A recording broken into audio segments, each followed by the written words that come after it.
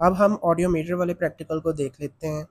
तो स्टार्ट करते हैं। ऑडियोमीटर क्या होता है कि एक इलेक्ट्रॉनिक डिवाइस है, इलेक्ट्रॉनिक इंस्ट्रूमेंट है जिससे हम हेयरिंग टेस्ट करते होते हैं, जिसको हम ऑडियोमेट्री कहते हैं इस प्रोसेस को।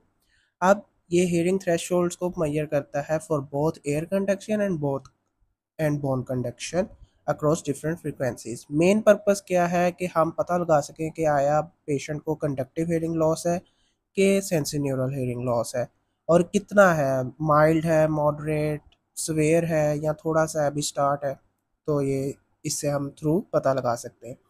पार्ट्स ऑफ एन ऑडियोमीटर में क्या क्या आते हैं? टोन जनरेटर आता है, अटेनुएटर आता है, हेडफोन्स आते हैं, बोन वाइब्रेटर आता है जिससे हम बोन कंडक्शन फाइंड करते हैं, पेशेंट रिस्पॉन्स बटन आता है, और कंट्रोल पैनल डिस्प्ले आता है जिसको हमने जो है वो चलाना है और डिफरेंट सेटअप ऑफ फ्रीक्वेंसीज करनी है, और लाउडनेस।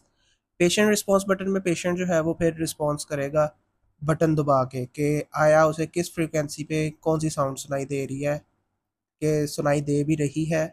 जब नहीं सुनाई देगी तो आप वो बटन नहीं दबाएगा, जब सुनाई देगी वो बटन दबाएगा। हेडफोन्स के थ्रू एयर कंडक्शन फाइंड करेंगे, बोन वाइब्रेटर जैसा कि मैंने पहले बताया बोन कंडक्शन फाइंड करेंगे, अटेनुएटर से हम जो है वो लाउडनेस को एडजस्ट करेंगे, ठीक है, इन डेसिबल्स। नेक्स्ट हमारे पास ये pure tone generator, amplifier, attenuator, silent switch button आता है, फिर एयर कंडक्शन और बोन कंडक्शन जो हेडफोन्स उनको हमने पहनाने हैं। हाउ इट वर्क्स, हमने पेशेंट को एक साउंड प्रूफ जगह पे बिठा देना है, कंपार्टमेंट पे। एग्जामिनर क्या करेगा, उसे टोन्स प्रोवाइड करेगा वेरियस फ्रीक्वेंसीज की, 250 से 8000 हर्ट्ज तक यूज़ कर सकता है, ठीक है। फिर हम क्या करेंगे कि इंटेंसिटी को ग्रेजुअली डिक्रीज करना शुरू कर देंगे, रिड्यूस करेंगे कि पेशेंट बेयरली हेयर कर सके, तो फिर हमें हेयरिंग थ्रेशोल्ड भी मिल जाएगा। Both air conduction and bone conduction हम मेजर कर सकते हैं via headphones, air conduction find करेंगे, via bone vibrator on mastoid हम बोन कंडक्शन फाइंड करेंगे। और इसमें जो है किस तरह ये वर्क करता है आपको ये पता होना चाहिए, ये थोड़े बहुत स्टेप्स पता होने चाहिए, बटन का पता होना चाहिए जो रिस्पॉन्स बटन है जो हमने सब्जेक्ट को देना है, और ये आपको हेयरिंग थ्रेशोल्ड का पता होना चाहिए कैसे फाइंड हो जाएगा, और एयर कंडक्शन बोन कंडक्शन कैसे होती है। फाइंडिंग्स हमें क्या मिलती होती है ऑडियोमेट्री में? कंडक्शन डेफनेस, एयर कंडक्शन थोड़ी होती है, बोन कंडक्शन नॉर्मल होती है, bone conduction is better than air conduction, in other words air bone gap present होता है। सेंसरी न्यूरल परसेप्टिव डेफनेस में क्या होता है कि बोन कंडक्शन एयर कंडक्शन दोनों ही रिड्यूस हुई होती हैं, no air bone gap. Mixed deafness में क्या होता है कि एयर कंडक्शन बोन कंडक्शन दोनों रिड्यूस हुई होती हैं, कम होती हैं, एयर बोन गैप प्रेजेंट होता है। दोनों mixture of conductive and sensory neural is mixed deafness. फिर स्पेशल टाइप्स आपसे पूछी जा सकती हैं, कौन कौन से टाइप्स के ऑडियोमीटर आते हैं? Pure tone audiometer, impedance audiometer और स्पीच ऑडियोमीटर। तो ये हमारे पास ऑडियोमीटर है, उसमें हेडफोन्स आप देख सकते हैं, वायर देख सकते हैं, और डिस्प्ले बटन, एलसीडी स्क्रीन, ठीक है, ये सारा कुछ आप देख सकते हैं। आप टोन को सेट कर सकते हैं, ये जो हमें मिला हुआ है ये बटन टाइप आपको दिख रहा है, ठीक है। अब हम ग्राफ्स को देख लेते हैं। तो ये दो ग्राफ्स हमारे गाइडन में भी गिवन है, 53.11 एंड 53.12 फिगर में।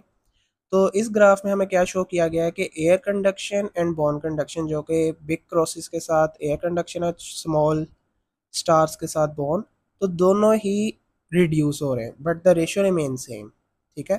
तो दोनों रिड्यूस हो रहे हैं, इसका क्या मतलब है कि हम डायग्नोसिस में क्या लिखेंगे? सेंसरी न्यूरल लॉस हो रहा है।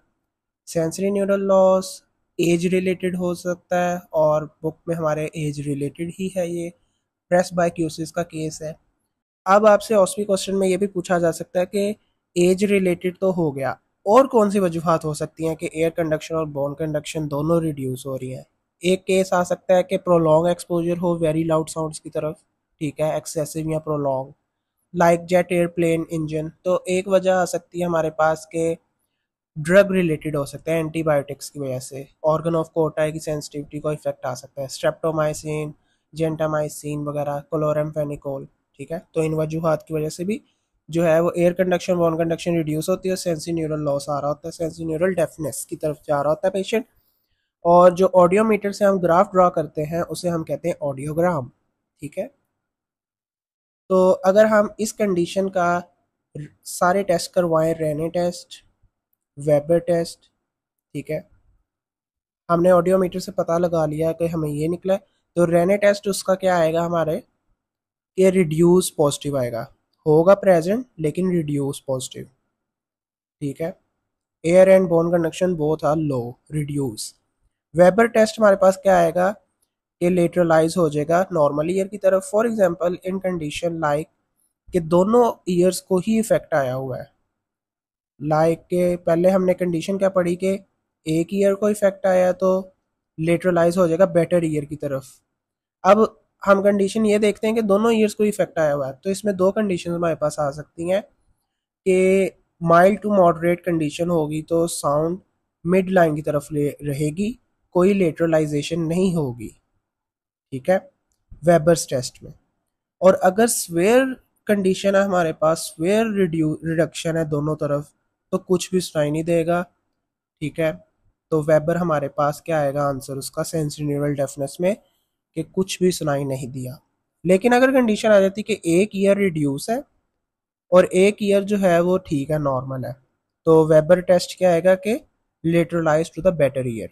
नेक्स्ट हमारे पास आ जाता है Schwabach test and modified Schwabach test. Absolute bone conduction test कह रहे थे। ठीक है, तो श्वेबेक टेस्ट हमारे पास क्या आएगा, सेंसरी न्यूरल लॉस में शॉर्ट टाइम हो जाएगा। ठीक है, पेशेंट पहले ही कह देगा कि मुझे सुनना बंद हो गया, जब एग्जामिनर अपने मेस्टर प्रोसेस पे रखेगा तो उसको स्टिल आवाज़ें आ रही होंगी, तो वो अंदाज़ा लगा लेगा कि पेशेंट में मसला है।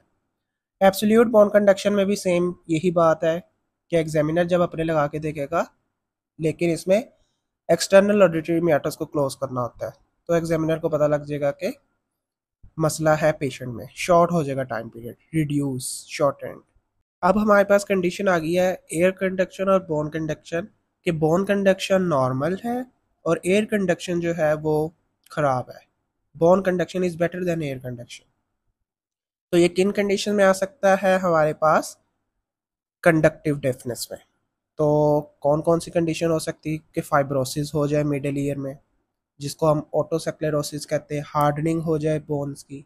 ठीक है, तो इस वजह से हमारे पास इन्फेक्शन आ जाए वहाँ पे रिपीटेडली, तो हमारे पास ये कंडीशन आ सकती है।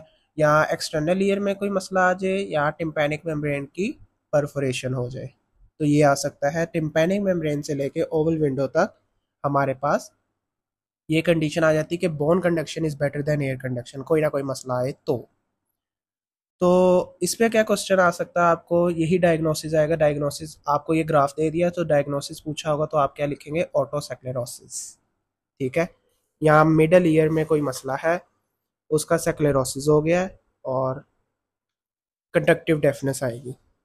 आपसे टाइप ऑफ डेफनेस पूछी जा सकती है इस ग्राफ को देख के। ठीक है, तो इसका अगर रेने टेस्ट हम करें, वेबर्स टेस्ट हम करें, तो क्या आएगा हमारे पास, रेने टेस्ट में हमारे पास आएगा कि नेगेटिव, क्योंकि bone conduction is better than air conduction, तो रेने टेस्ट नेगेटिव आएगा पेशेंट में। वेबर्स में हमारे पास क्या होगा, लेटरलाइज हो जाएगा पुअरर साइड पे।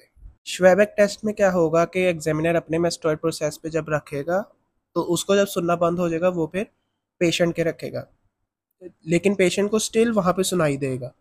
तो इसका क्या मतलब है कि टाइम पीरियड इंक्रीज हो गया है, कि कंडक्टिव डेफनेस है पेशेंट के अंदर। ठीक है, एब्सोल्यूट बोन कंडक्शन में क्या होगा कि एक्सटर्नल ऑडिटरी मैटर्स को ही बस क्लोज करना है, और टाइम पीरियड इंक्रीज होगा अगर, तो कंडक्टिव डेफनेस होगी।